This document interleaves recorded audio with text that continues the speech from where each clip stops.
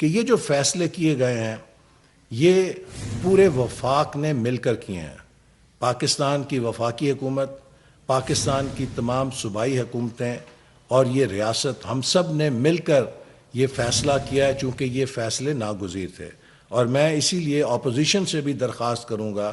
کہ جب ہم نے سب نے مل کر یہ فیصلہ کیا ہے تو عوام کے سامنے ہمیں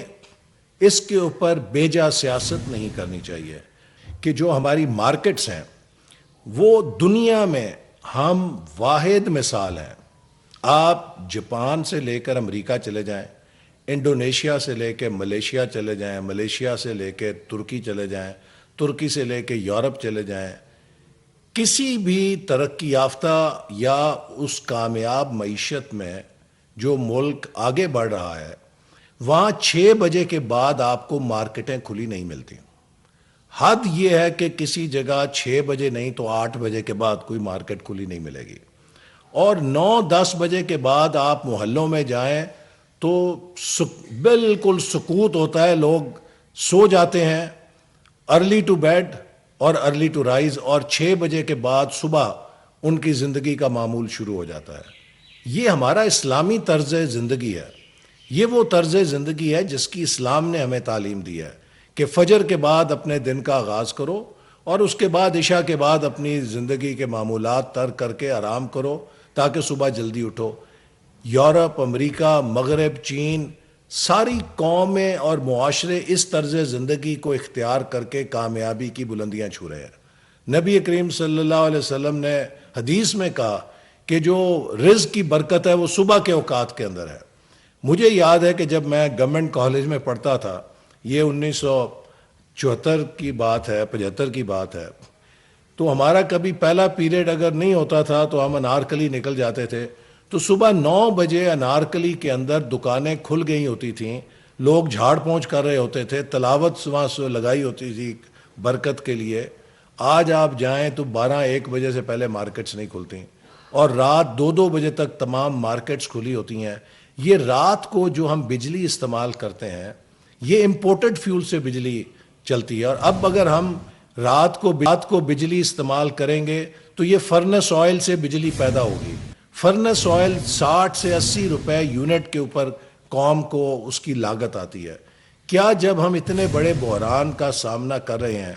ہمیں زیب دیتا ہے کہ ہم اس طرح کا غیر ذمہ دارانہ طرز عمل اختیار کریں؟ کیا دنیا کے دیگر ممالک میں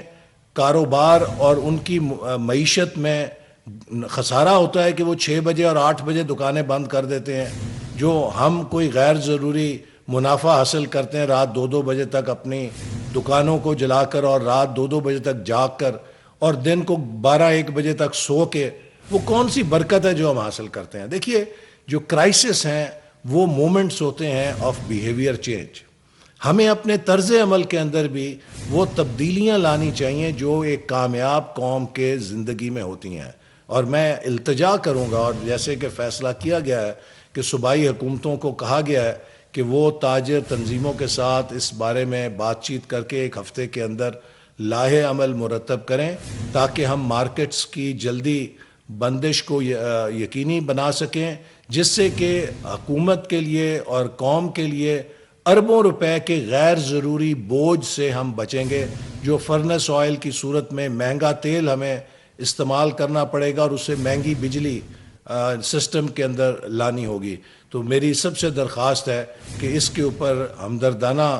تمام ہمارے تاجر پیشہ لوگ جو ہیں وہ محب وطن ہیں، اپنی اس قومی ذمہ داری کا احساس کریں، اور اگر آپ اوقات بدلیں گے تو لوگ اس کے مطابق ایڈجسٹ کر لیں گے اور انہی اوقات کے درمیان وہ خرید و فروخت کریں گے جو ان کے لیے آپ متعین کریں گے. اور اسی طرح آج ہم نے پرائس مانیٹرنگ کمیٹی کا بھی اجلاس کیا ہے آج، اور جائزہ لیا ہے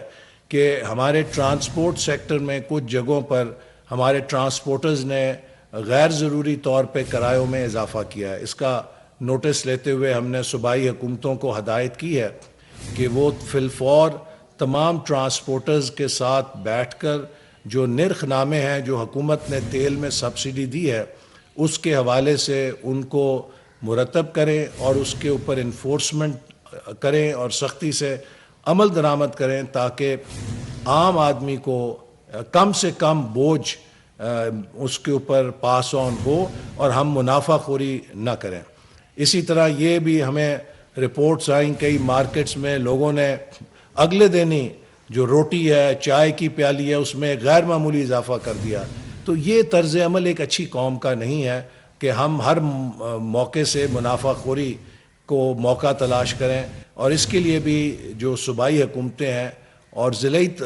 حکومتیں ہیں اور جو انتظامیہ ہے اسے ہدایات جاری کی گئی ہیں کہ وہ سختی سے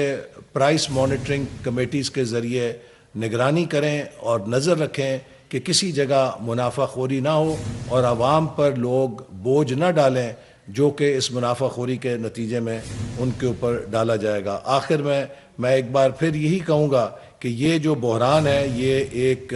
موقع فراہم کرتا ہے کہ ہم سب مل کر ایک قومی جذبے کے ساتھ نہ صرف اس کا مقابلہ کریں بلکہ ایک مضبوط قوم بن کر ابھریں اور ہم یہ ثابت کریں کہ پاکستانی قوم ہر بحران کا سامنا کر سکتی ہے. اور یہ بات آپ کے پیش نظر رہنی چاہیے کہ یہ جو فیصلے کیے گئے ہیں یہ پورے وفاق نے مل کر کیے ہیں. پاکستان کی وفاقی حکومت، پاکستان کی تمام صوبائی حکومتیں اور یہ ریاست ہم سب نے مل کر یہ فیصلہ کیا ہے چونکہ یہ فیصلے ناگزیر تھے. اور میں اسی لیے اپوزیشن سے بھی درخواست کروں گا کہ جب ہم نے سب نے مل کر یہ فیصلہ کیا ہے تو عوام کے سامنے ہمیں اس کے اوپر بیجا سیاست نہیں کرنی چاہیے. اور اس وقت کسی کی بھی حکومت ہوتی، کسی جماعت کی بھی حکومت ہوتی، ان حالات میں جو بھی ادھر بیٹھا ہوتا وہ یہی فیصلے کرتا. یہ وہ حقیقت ہے جس کو کوئی جھٹلا نہیں سکتا کیونکہ یہ فیصلے کسی کے اختیار میں نہیں تھے، یہ خارجی اور بیرونی فیکٹرز کی وجہ سے ہیں. تو جب یہ ایک قومی چیلنج ہے تو اسے قومی چیلنج سمجھ کے قبول کرنا چاہیے. اور اسی طرح جو ہمارے صاحب ثروت لوگ ہیں میں ان سے بھی اپیل کروں گا کہ یہ بہترین موقع ہے کہ جو ہمارے ملک کے پسماندہ اور پسے ہوئے طبقے ہیں ان سب کے اوپر ہم اپنے وسائل موڑ کر اپنے لیے اس دنیا میں اور آخرت میں ایک انعام حاصل کر سکتے ہیں. اور اس مشکل میں ہمیں اپنے ہمسایوں میں ہمیں ارد گرد نظر رکھنی چاہیے کہ وہ لوگ کہ جن پر اس اضافے کی صورت میں اگر کوئی اضافہ ہوا ہے بوجھ کا تو ہم کس طرح ان کی مدد کر سکتے ہیں. تو اگر ہم سب ایک معاشرہ مل کر اسلامی جذبے سے جو بھائی چارے کا جذبہ ہے، جو ایک دوسرے کی خیر خواہی کا جذبہ ہے، اس سے اس بحران سے نکلیں گے تو مجھے یقین ہے کہ یہ قوم اور ہم سب مل کر اس نہ صرف چیلنج سے سرخرو ہوں گے بلکہ ایک مضبوط قوم بن کر ابھریں گے. میں انہی الفاظ کے ساتھ اس یقین کے ساتھ کہ انشاءاللہ تعالی اللہ تعالیٰ کے فضل و کرم سے پاکستان ان کوششوں میں کامیاب ہوگا جس سے ہم اس جنگ کو بند کرنے کے لیے کر رہے ہیں تاکہ جلد از جلد یہ افتاد جو کہ دنیا پر پڑی ہے یہ ختم ہو سکے اور ہم دوبارہ معمول. وفاقی وزیر احسن اقبال کی وزیر مملکت کھیل داس کوہستانی کے ہمراہ نیوز کانفرنس جاری تھی. حکومت نے ٹارگیٹڈ سبسڈی کا پروگرام متعارف کروایا. پاکستان کو تیل کی قیمتوں میں 3 گنا اضافے کا سامنا ہے، ایسا کہنا تھا احسن اقبال کا.